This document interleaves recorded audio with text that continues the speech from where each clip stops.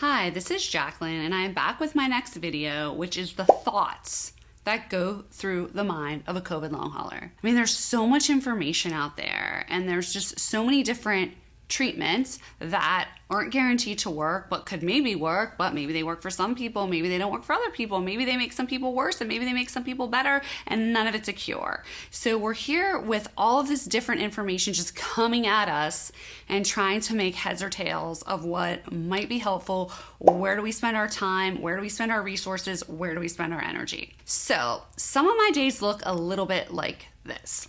Have you thought about trying monoclonal antibody infusions for your long haul symptoms? Well, I mean, that doesn't make any sense. That's for acute COVID. That's for replicating virus. But there could be some replicating virus. Do you know that there are doctors that claim that there is viral persistence and that's what continues to cause the symptoms? No. There's not viral persistence. It's just like reservoirs, and it's in our fatty tissue. It's in our cells. It's not replicating. It's just sitting in there causing havoc on our bodies. No, it has to be persistent. It's reactivating. I mean, that's what this other doctor said on Facebook, that it actually reactivates and that there's viral activity. And if you have night sweats, that means that it's the virus is awakening. But that doesn't make any sense. What do you mean it's awakening? Like it's in there and it's replicating and it's mutating? And then what does that mean? Does that mean that we should maybe get a monoclonal antibody infusion? Maybe that would help because, I mean, it does stop replication of virus. But what if there is no replication of virus? What if it's just these little virus and particles? But wouldn't they still maybe help? Because even if there are viral particles or debris or fragments, isn't that what the monoclonal antibody infusion does? Is it clears your body of the spike protein? So even if there's any little bit of that spike left in you, maybe it would help clear it. But I don't know, but it could make you worse. Oh my gosh, but so-and-so said it made them feel so much better, but they only got better for like 3 weeks and then they relapsed, and then, oh my God, and then they're thinking, should they do another set of monoclonal antibodies? Well, I don't know. I mean, I don't think you can keep doing them. I mean, how safe is that? Well, I don't know. I heard that some people do it just for preventative reasons, and they get it once a month so they don't have to get vaccinated. Oh, wow. So they don't have to get vaccinated. They just keep getting monoclonal antibody infusions because it says it can protect you up to some I've heard up to 6 to 8 months. These monoclonal antibodies can protect you from getting COVID again.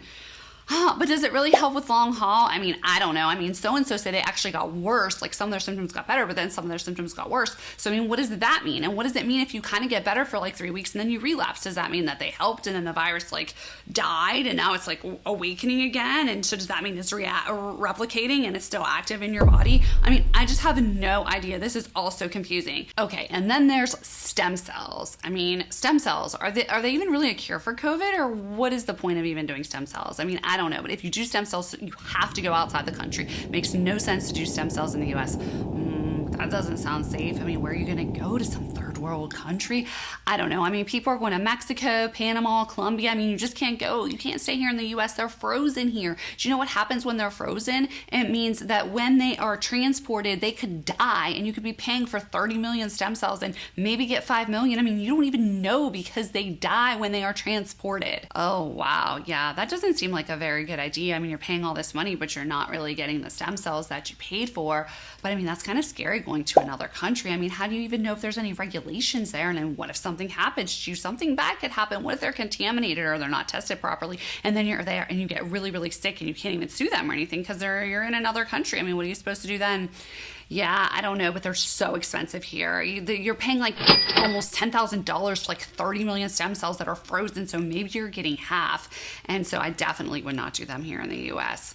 Yeah, I don't know. That just doesn't sound really that safe. But I did hear that story of that girl that she has a Facebook page now, and she went to Mexico and she said that stem cells saved her life. And she has this whole page on Facebook dedicated to all these people that are getting stem cells that are saying they're like cured. They are cured from long COVID from stem cells. But what if there's viral persistence? Does that make sense? I mean, how can the stem cells coming in help if you still have leftover virus? But again, remember, we established there's no viral persistence. It's just reservoirs. But is the stem cells going to help that, or are they just there to repair cells?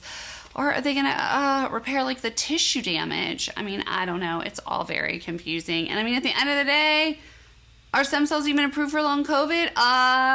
No, but they could help, but maybe they won't. I don't know. This is very confusing. But honestly, how much is all of this going to cost me? This is like, I'm up to like $15,000 right now just for stem cells, because you have to fly there, you have to pay for the treatment, you have to pay for your food, you have to pay for your flight, and then, I mean, that's gonna be like 15 grand. Like, how am I gonna come up with 15 grand? I mean, I don't know. What am I gonna have to start doing now to make money? Yeah. The life of a COVID long hauler. Where's all this money coming from? Why is none of this approved yet? Why aren't there trials going on? What is going on? Because let's just push vaccines. Yes. How about some therapeutics? How about some therapeutics for people with long COVID? Can anybody out there just give me a what? Let's get some money for these people who are sick. Let's get some therapeutics. Let's get clinical trials. Let's get insurance to start covering some of the treatments. Do you know how much these treatments cost? It is getting so expensive. But what about HELP? HELP apheresis. I think that's how you say it. I'm not even sure, but there's this group online that says if you go to Germany, you can actually get cured by doing HELP apheresis, because this is based on the premise that you have a lot of microclots. It's going to clean out your blood. Oh, no. I saw in another group that there was a guy that went there that ended up in the ER. And I mean, can you imagine being in the ER in Germany? I mean, you don't speak the language. I mean, who knows? I mean, that has to be a really, really bad situation. And I mean, are you going to be paying out of pocket? I mean, I bet they don't take American insurance. That's crazy. Yeah, but I heard it's helping a lot of people, and it makes sense, because if it is a microclotting that's causing all of these issues, then it definitely makes sense to do it. But I don't even really understand it. I mean, is it the same as EBU? No. It's not the same as EBU. It's definitely much more involved than EBU. But what about these like IV zone therapy or ozone therapy things, or like IV therapy? I don't even know what they're called. But like, are they the same as EBU, or is that something different? I'm so confused. And anyway, did you know this Germany place has a 6-month wait list, and it's like $20,000? And I've heard there is some hidden fees in there. And then I've heard from some people that it's like not super sanitary, and that the doctor like had blood on some gown and then was treating other people. Like, that does not seem safe. But then I heard from someone else that it was like really nice, and the doctor's super knowledgeable, and they're like the only one that are even trying to help long COVID patients.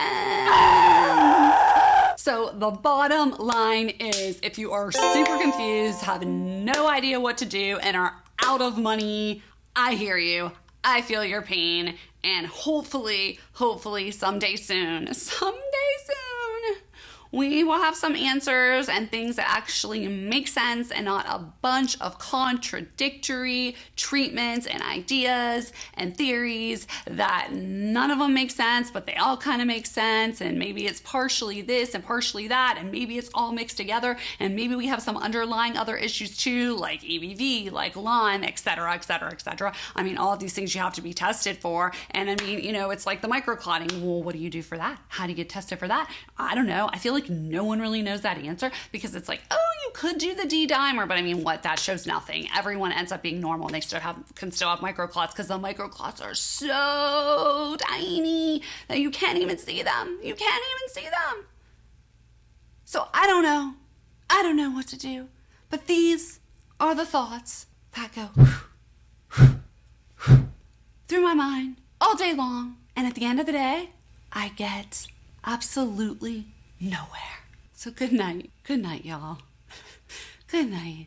And maybe one day soon, I can just have some alcohol and feel good about it. Smash the like button and subscribe.